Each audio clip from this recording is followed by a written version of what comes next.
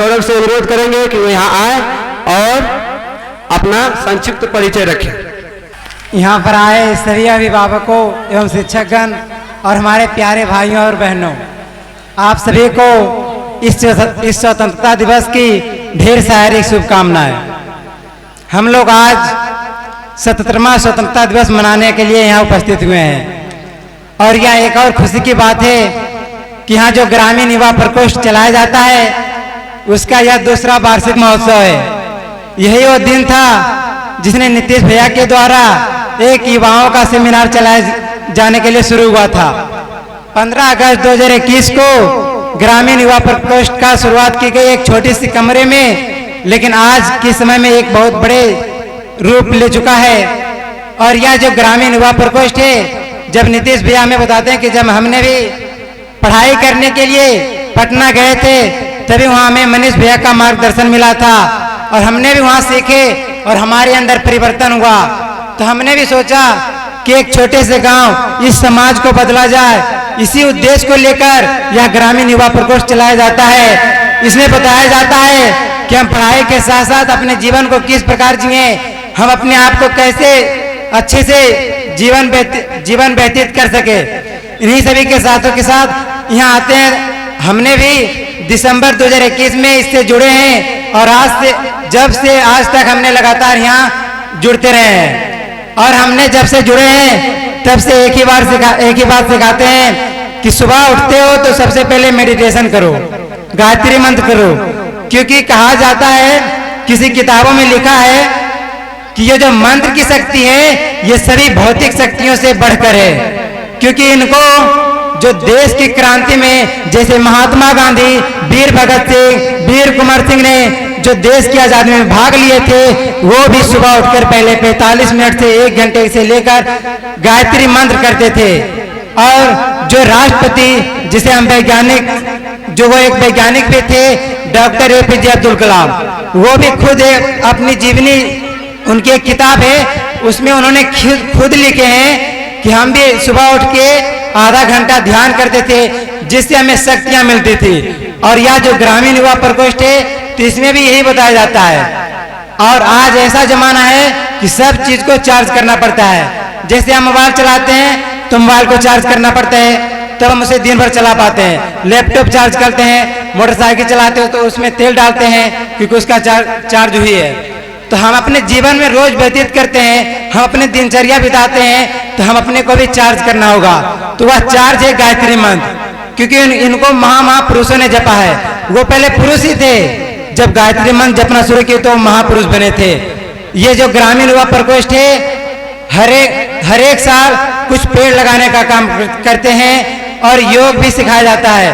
कहा जाता है कि करे योग तो रहे निरोग, इसीलिए योग सिखाया जाता है। हमारे प्राचीन भारत की एक संस्कृति थी जिसने आने वाले पीढ़ियों ने उसे लुप्त कर दिए हैं। हम जब देश की क्रांति हो रही थी, जब देश गुलाम था, ब्रिटिश यहाँ शासक कर रहे थे, हमसे बहुत चीजें लूट के ले गए।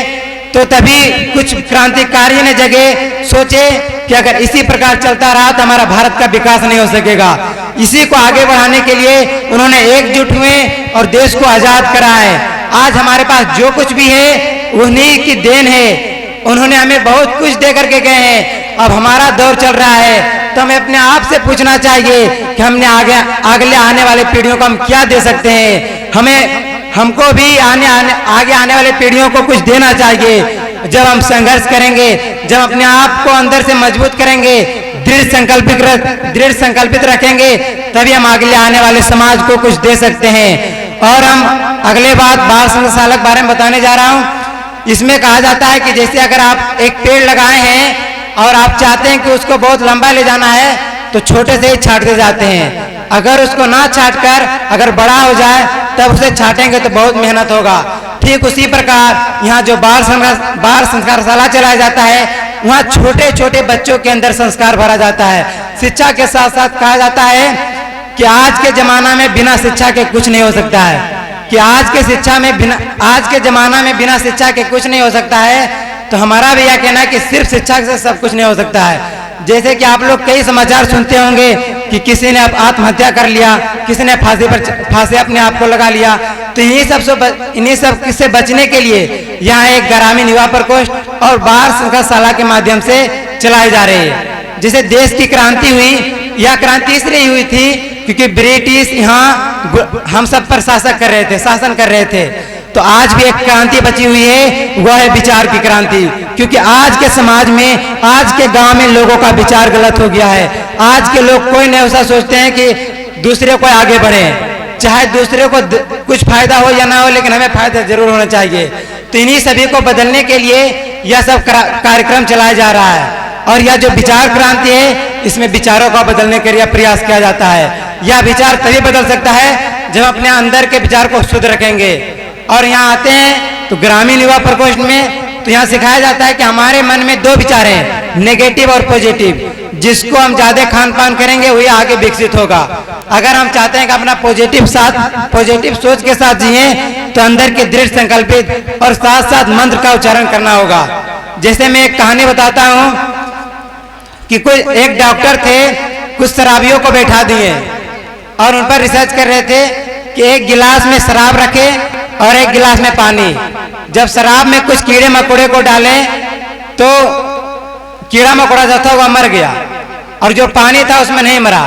तब डॉक्टर पूछता है शराबियों से कि इनसे आप लोगों ने क्या सीखा? तो कोई पीछे से शराबी कहता है कि हमने इनसे यह सीखा है कि हमारे अंदर में जितने भी कीटाणु है वो मरकर नष्ट हो जाते हैं।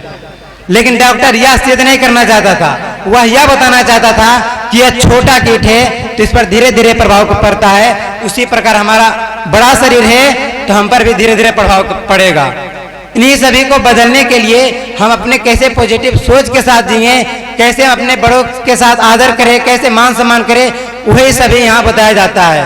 और हमने भी जब से जुड़ा है तब से लेकर आज तक गायत्री मंत्र का सुबह उठकर रोज गायत्री मंत्र का उच्चारण करते हैं, जिससे हमारे अंदर की शक्तियां मजबूत होती है। और कहा भी जाता है कि जिन लोगों ने इस मंत्र का उच्चारण किए हैं वो महापुरुष अवश्य बने हैं। आप किसी का भी जीवनी पिछले पढ़िएगा तो उसमें भी यह लिखा होगा कि वो मेडिटेशन करते थे, ध्यान करते थे, अपने आप को मजबूत बनाते थे। और हम अधिक समय नहीं लेते हुए हम अपनी बातों को विराम देते हैं। धन्यवाद।